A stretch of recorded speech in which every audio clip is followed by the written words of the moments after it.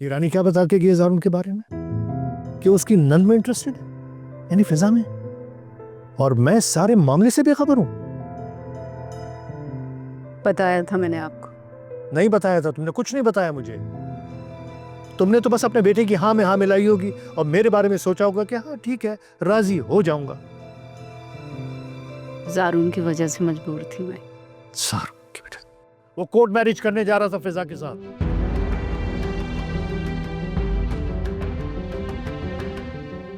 क्या? और तुम्हें पता है कि साकिब इस मामले से बिल्कुल खुश नहीं है। करता हूं बादशाह के ज़ारुन से भी।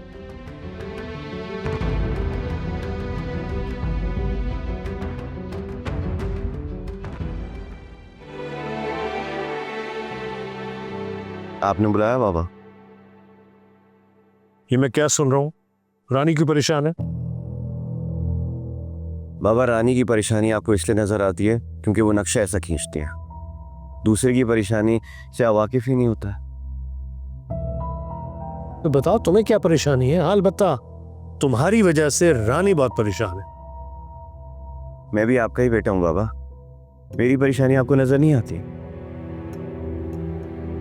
आपको मेरी मोहब्बत का बिल्कुल एहसास नहीं है? मुझे रानी ने। बाबा प्लीज, रानी आपसे जो कहती है आप उसे सच मान लेता है। तो फिर क्या सच है बताओ? थैंक यू, आपने मुझे मौका दिया कि मेरी भी बात सुनी जाए। देखो बेटा, तुम मेरे ही बेटे हो और मेरे बाद इस सारी जायदाद के मालिक हो। मैं तुमसे भी उतना ही प्यार करता हूं।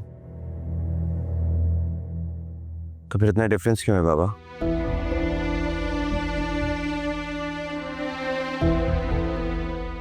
सच तो यह है बाबा कि मैंने हमेशा आपसे प्यार किया, ये जानते हुए कि आपने हमेशा मुझ पर रानी को फौकियत दी है। बेटा ऐसी कोई बात नहीं है, बच्चे सब बराबर होते हैं। ऐसी बात नहीं है, क्योंकि अगर ऐसी बात होती ना तो फिर आप प्रूफ करें। कर सकते हैं आप प्रूफ?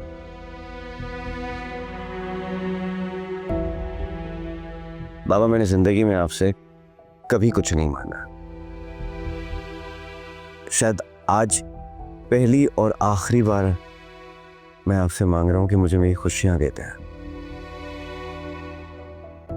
रानी से कहिए कि फिजा का रिश्ता मुझसे करवा दे।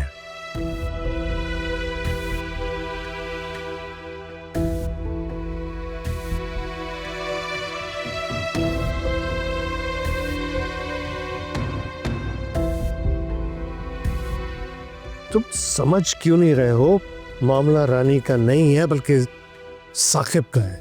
बाबा प्लीज, मैं और आप दोनों बहुत अच्छे से जानते हैं कि रानी अगर कुछ करवाना चाहती है ना तो वो बहुत आराम से मनवाती है। अगर वो साकिब को कहे ना तो उसकी मजाल नहीं है कि वो मना कर पाए। और एक मिनट के लिए सोचे, जिस पोजीशन पर मैं हूं, कौन है जो मुझे रिश्ते से इनकार करे?